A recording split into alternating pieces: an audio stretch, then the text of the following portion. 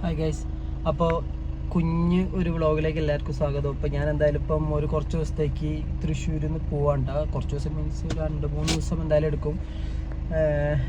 അപ്പോൾ എന്തിനാ വെച്ചാൽ കോഴിക്കോട് പോകണം, അതേപോലെ തന്നെ കണ്ണൂർ പോകണം, പറ്റുകയാണെങ്കിൽ വയനാട് വഴി തിരിച്ചു വരിക. അങ്ങനെയൊക്കെയാണ് കുറച്ച് പ്ലാൻ. അങ്ങനെയൊക്കെയാണ്. എന്താ കാര്യം എന്ന് വെച്ചാൽ ഒന്ന് ചേച്ചീൻ്റെ കുട്ടി ആയി നമ്മൾ പോയി കണ്ടിന്യൂ, എന്നാലും ഒന്നുകൂടി പോയി കാണാൻ വിചാരിക്കുന്നുണ്ട്. പിന്നെ അതേപോലെ തന്നെ വല്യമ്മേൻ്റെ അമ്മ മരിച്ചിട്ടുണ്ടേനും, അപ്പോൾ അവിടെ ഒന്ന് പോകണം. പിന്നെ കൊട്ടിയൂരൊന്ന് പോകണം. കഴിഞ്ഞ കൊല്ലം നമ്മൾ ഇതേ സമയത്ത് കൊട്ടിയൂർ പോയിട്ടുണ്ടായിരുന്നു, ഞാനും ഭാര്യയും പിന്നെ വയനാട്ടിലത്തെ അമ്മമ്മയും അമ്മച്ചനെയൊക്കെ കൊണ്ട് പോയിട്ടുണ്ടായിരുന്നു.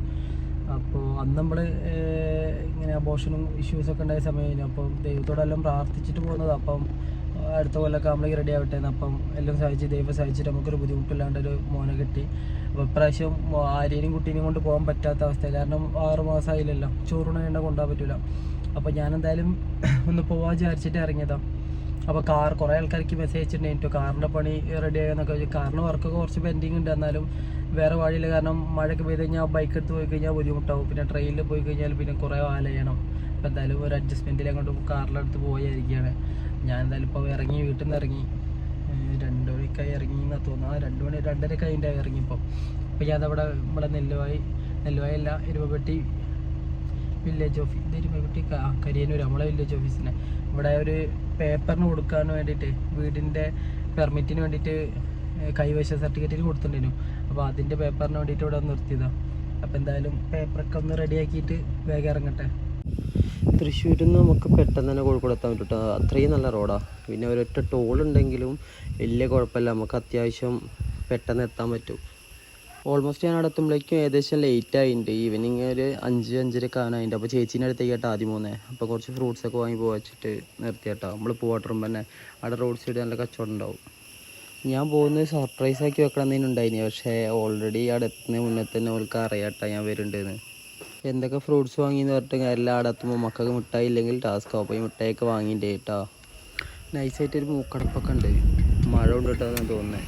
അങ്ങനെ ചേച്ചീൻ്റെ വീടിന് അവിടെ എത്താനായിട്ടാണ്. പിന്നെ എൻ്റെ ഒരു കാര്യം എന്ന് പറഞ്ഞാൽ, ഞാൻ ഇപ്പം ഒരു വീഡിയോ എടുക്കുകയാണെങ്കിൽ അതിൽ ഫസ്റ്റ് ലാസ്റ്റ് അങ്ങനെ ഒന്നുമല്ല, ചെറിയൊരു ക്ലിപ്പ് എടുത്തു. അതിനെ എപ്പോഴും എന്നോട് എന്തെങ്കിലുമൊക്കെ പറയുക. ഞാൻ അവിടെ എത്തിയപ്പം വീഡിയോസൊക്കെ കുറവായിട്ട് എടുത്തത്, കാരണം നമ്മളവിടെ എത്തിയിട്ട് എല്ലാവരോടും സംസാരിക്കാനും അങ്ങനെ കുറച്ച് ടൈമൊക്കെ ആയിട്ട് പോകുമല്ലോ. അപ്പോൾ ഞാനതൊന്നും വീഡിയോ എടുത്തില്ല. ഞാനവിടെ എത്തിയിട്ടാണ് അറിയുന്നത്, ഉന്നയിച്ച് ഞാൻ എത്തുന്നത് മുന്നേ തന്നെ അവിടെ എത്തിയിട്ടേനിട്ടോ. അമ്മ പിന്നെ ഇവിടെ തന്നെയായിട്ടുള്ളത്, ചേച്ചീൻ്റെ കൂടെ ഡെലിവറി കഴിഞ്ഞുകൊണ്ട് ഇവിടെ കൂടെ തന്നെയാണുള്ളത്.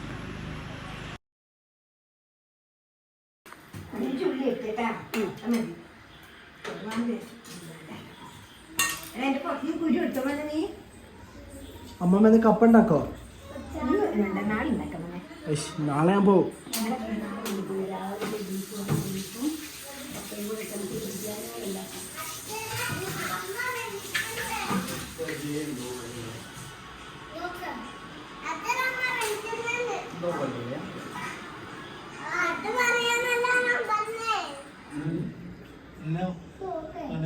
ഓ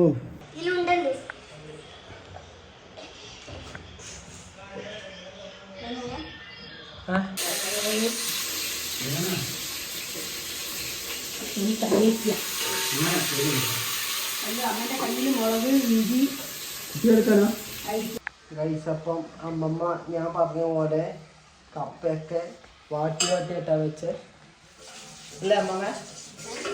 വാട്ടിയാണ് വെച്ചേ. കപ്പ നല്ലോണം ഉടച്ച് കലക്കി ഇവിടെ വെച്ചു, തേങ്ങ അരച്ചിട്ട്. ഇതിലേക്ക് മുളകൊന്നും ഇടണ്ട, മുളകിട്ടു, മുളകും പച്ചമുളകും തേങ്ങയും കറിവേപ്പില മാത്രമേ കാണാനുള്ളൂ. തേങ്ങ എങ്ങനെ കാണുക?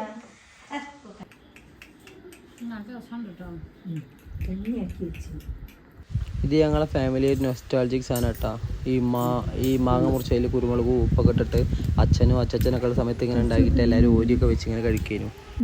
ഞാൻ ഈ ദിവസം ഒത്തിരി വീഡിയോ എടുത്തുള്ളൂ കേട്ടോ. അടുത്ത ദിവസം ഒരു ടിസ്റ്റാണ്. ഞാൻ കൊട്ടിയൂർ പോകണമെന്ന് അറിഞ്ഞില്ല. അപ്പോൾ ഞാൻ വെറുതെ അവിടെ നിന്ന് ചോദിച്ചത്, അമ്മേനെ പോയിരുന്നു ചോദിച്ചപ്പോൾ അമ്മ, ഉണ്ണേച്ചൻ, അല്ലൂസ്, തുമ്പി എല്ലാവരും ഉണ്ടായിരുന്നു. അങ്ങനെ ഞങ്ങളെല്ലാവരും കൂടി ഇറങ്ങിയിട്ടാണ് കൊട്ടിയൂരേക്ക് പോകണം. രാവിലെ തന്നെ ഇറങ്ങിയിട്ടുണ്ടായിരുന്നു ഗൈസ്. എല്ലാവരും നല്ല അന്തം വിട്ടിട്ടുള്ള ഉറക്കാട്ടോ. രാവിലത്തെ ചാവടിക്കാൻ വേണ്ടി ഞങ്ങൾ സ്ഥലത്ത് നിർത്തിയിട്ട്, അപ്പോൾ അവിടെ ഒരു ടീം ചാവടിക്കാൻ വേണ്ടി വന്നിട്ടുണ്ടായിരുന്നു, ഒരു താത്തയും ടീമൊക്കെ. അവർ നമ്മളെ വീഡിയോ കാണലുണ്ടെന്നൊക്കെ പറഞ്ഞിട്ട് അവിടുന്ന്. അപ്പോൾ ഞങ്ങൾ ഏകദേശം കൊട്ടിയൂർ ഭാഗത്ത് എത്താനൊക്കെ ആയിട്ടാണ്. പക്ഷെ ഒറ്റ കാര്യമല്ലോ, അപ്പാര തിരക്കാണ്. അത്യാവശ്യം നല്ല ബ്ലോക്ക് കിട്ടിയിട്ടാണ് നമ്മൾ അവിടെ എത്തിയത്. ഒരു സ്കൂളിൻ്റെ ഗ്രൗണ്ട് ആയിരുന്നു കേട്ടോ നമ്മൾ പാർക്കിംഗ് ഏരിയ ആയിട്ട് കിട്ടിയത്. അപ്പോൾ അവിടെ വണ്ടി കയറ്റിയിട്ട് വെച്ച് ഞങ്ങൾ അമ്പലത്തിൽ പോവാണ്. തുമ്പി പിന്നെ എപ്പോഴും ഇങ്ങനെ തന്നെ എന്തെങ്കിലും ചെറിയ കാര്യം മതി കരയെ. നമ്മളവിടെ എത്തിയിട്ട് ഇതൊക്കെ ഇനി ഭയങ്കര ബുദ്ധിമുട്ടായത്. കാരണം 2 ബസ്സൊക്കെ വന്നു കഴിഞ്ഞാൽ റോഡ് ഇല്ല, റോഡിൻ്റെ പുറത്തുണ്ടാവുക. അങ്ങനെയൊക്കെ നമ്മൾ അഡ്ജസ്റ്റ് ചെയ്ത് പോകുന്നുണ്ട്. തുമ്പി ഇപ്പോൾ ഒന്ന് ചിരിച്ചു തുടങ്ങിയിട്ടാണ്. കഴിഞ്ഞ പ്രാവശ്യം പോയപ്പോൾ ഇങ്ങനത്തെ തിരക്കൊന്നുമില്ലായിരുന്നു. കുറച്ച് തിരക്കുണ്ടായിരുന്നു പക്ഷേ ഇത്ര തിരക്കില്ലായിരുന്നു. ഇതാ ഭാര തിരക്ക്. ഇവിടെയൊക്കെ എന്താ തിരക്കറിയാം.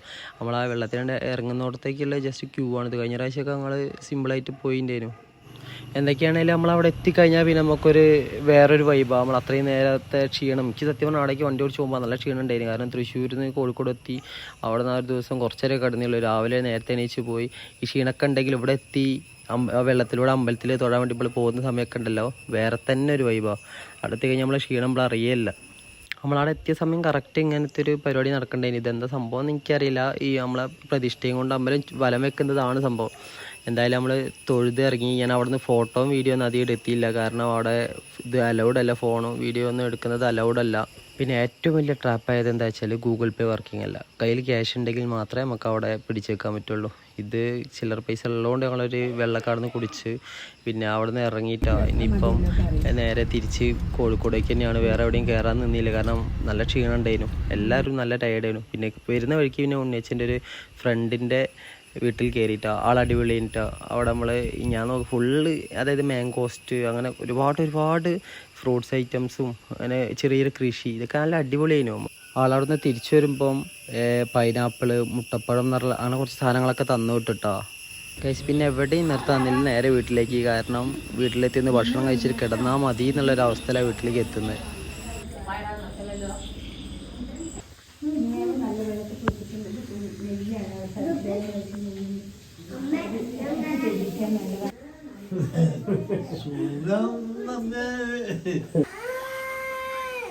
തുമ്പിയെ എന്താ മോള് കരയുന്നത്? അമ്മയാണോ സീന്?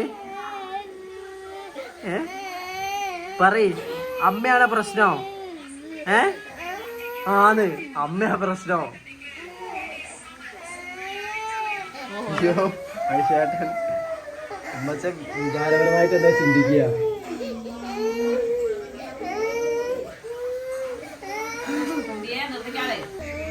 തുമ്പി മോളെ രക്ഷപ്പെടണോ? അയ്യോ രക്ഷപ്പെടണത്. ഇതാണ് ടോർച്ചറിങ് പോവെന്ന്.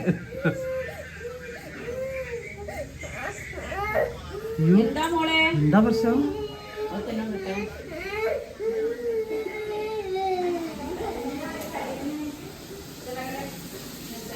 തുമ്പി എന്തിനാ കരയുന്നത്?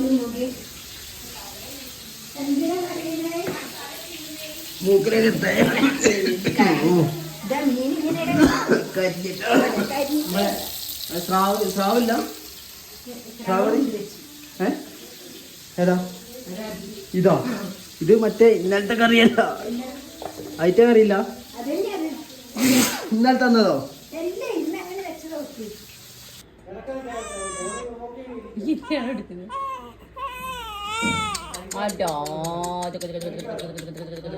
കൊടുത്തു. രാവിലെ വിളിച്ചപ്പോൾ ചെക്കനെ എടുത്തുനിന്ന് വെറുത്തൊന്ന് പുറത്തേക്ക് വന്ന് നോക്കിയിട്ട് ഞാൻ ചെക്കനെ ഒരു മാതിരി നോട്ടാൻ നോക്കുന്നത്.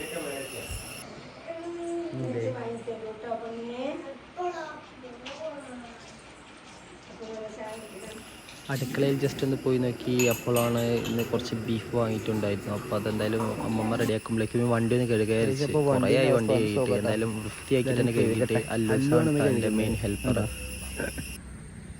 പാവ എന്നെ നല്ലോണം ഹെൽപ്പ് ചെയ്യണ്ടായിട്ട് എല്ലാം കഴുകി ഓൻ തന്നെ വെള്ളമൊക്കെ ഒഴിച്ച് അപ്പുറത്തോണ്ട് ഉണക്കാനൊക്കെ വെച്ചിട്ടുണ്ടായിരുന്നു. പിന്നെ അമ്മമ്മ ചായക്കടിയൊക്കെ ഉണ്ടാക്കിയിട്ടുണ്ടായിരുന്നു, പൂരി ഇഷ്ടുക്കറിയായിട്ട്. വേഗം ബീഫ് ഉണ്ടാക്കി തരീട്ടോ. ബീഫ് വേഗം ഉണ്ടാക്കി തരീന്ന്.